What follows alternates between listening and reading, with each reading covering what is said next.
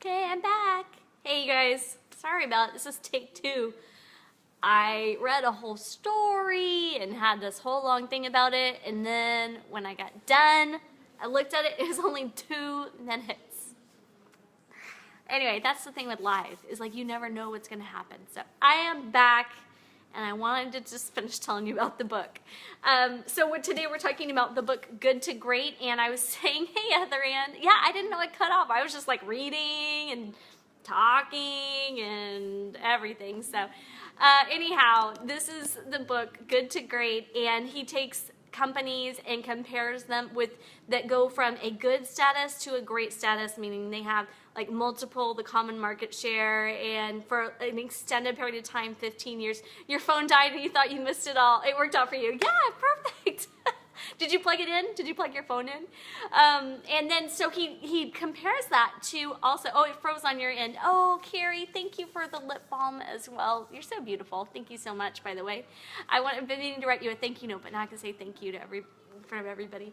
But anyway, so they basically take, this would be a great read for any entrepreneurs, anybody who has a business, because they take all this research where they studied companies who were at a good point but went to great and had an extension of that great, versus each one had a counterpart in their industry that only stayed at the good part and or also went down and collapsed. And so it was a very interesting comparison and contrast between the characteristics of the companies. Thank you.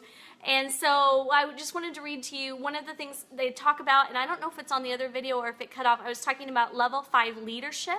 So leadership has different levels, and one of the main characteristics of a great company is it has level 5 leadership. Level 5 leaders are going to be humble. They are also going to be persistent. They're going to be perseverant. And those make some of the best leaders that we have on the planet.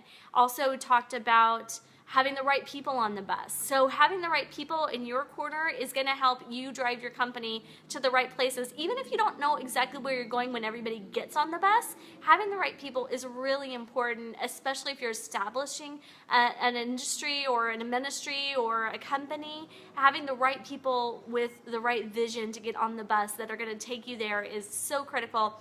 And then lastly, I talked about the Hedgehog Concept, which is what can you be the best in the world at? You know, I might want to be a singer, but if I'm not good at singing, that's not going to happen. So I need to find something that's going to allow me to stand out from the crowd. Or, you know, conversely, is what I was talking with my 16-year-old about yesterday, is if you can't be the best in the world at something, then find 2 things that you can be the top 25% in, and you're going to be a success. So I was asking her, if you could be the top 25% in anything, what would it be? You know, maybe it's in art and writing, and you put that together, or maybe it's in speaking and music, and you put those 2 things together, and then that's how you stand out in industry. The other thing that I had also done too was read this story called the Stockdale Paradox. And the Stockdale Paradox is something in this book that really stood out to me.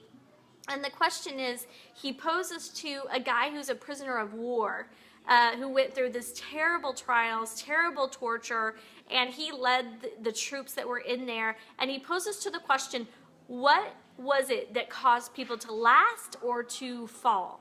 And I think the answer is really interesting. So I read you a little bit about the guy. His name is Admiral Jim Stockdale. He was taken as a prisoner of war during the Vietnam War, and he was tortured over 20 times between 1965 and 1973. And he lived out the war without any prisoner's rights, no set release date, and no certainty as to whether he would even survive to see his family again. He did everything that he could to make the conditions easier for the other prisoners. He would beat himself so that he couldn't be used as an example of a well-treated prisoner. He would exchange secret intelligence information in letters. He created rules that would help people deal with torture because he knew they couldn't last indefinitely under torture.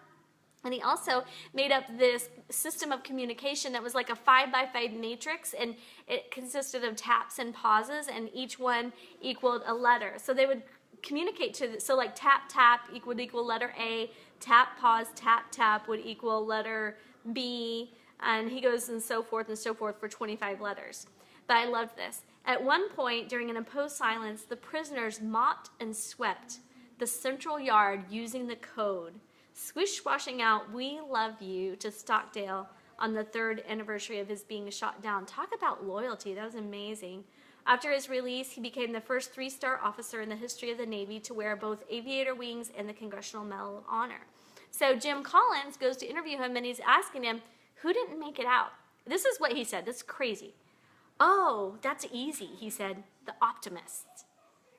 The optimists? I don't understand, I said, now completely confused given what he said 100 meters earlier. The optimists. They were the ones who said, we're going to be out by Christmas, and Christmas would come, and Christmas would go. And then they'd say, we're going to be out by Easter, and Easter would come, and Easter would go. And then Thanksgiving. And then it would be Christmas again, and they died of a broken heart. Another long pause, and more walking. And then he turned to me and he said, this is a very important lesson.